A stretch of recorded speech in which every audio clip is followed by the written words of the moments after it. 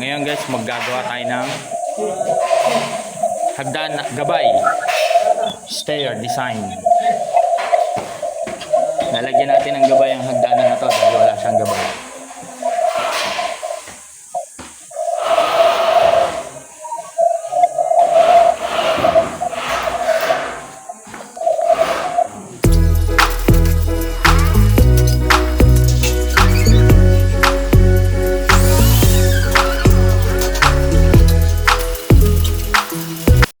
Yun.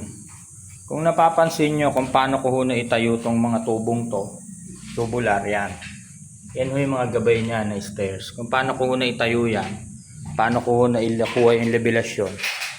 Unang-una ho, kukunin nyo yung levelasyon ng tiles ng flooring. Pag nakuha nyo yung levelasyon ng tiles ng flooring, i-divide nyo na ho yung hagdanan. 20 cm lang ho ang isang hagdanan.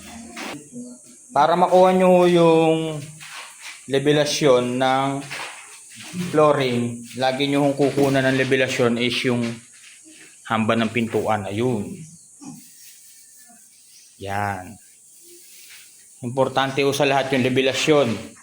Pag hindi nyo nakuha yung levelasyon ng hagdanan at ng flooring, hindi nyo may tatayo basta-basta yung mga gabay ho ng hagdanan na yan.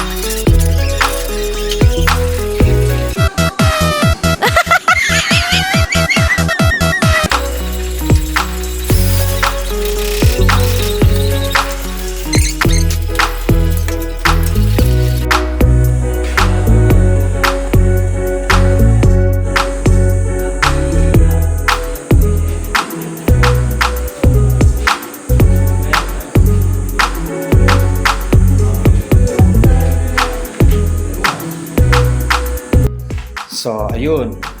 Natapos ko na po ang gabay ng ating hagdanan. Ayan. Napapansin nyo, medyo nakaliko to. Lalagyan pa ho yan ng kahoy dyan. Pinakahawakan dito sa ibabaw. Yan. May kahoy pa yung ibabaw na yan. Yan, pinaka-design. And now, ang gabay. Stair guide design. Stair guide design. Yan. Ito ho ang isa sa pinakamahirap na ginagawa ng mga welder, ang gabay na hagdanan. Yeah. Yeah. Kailangan dito hindi puro sukat at level lang din. Kailangan may diskarte ka din. Kasi pag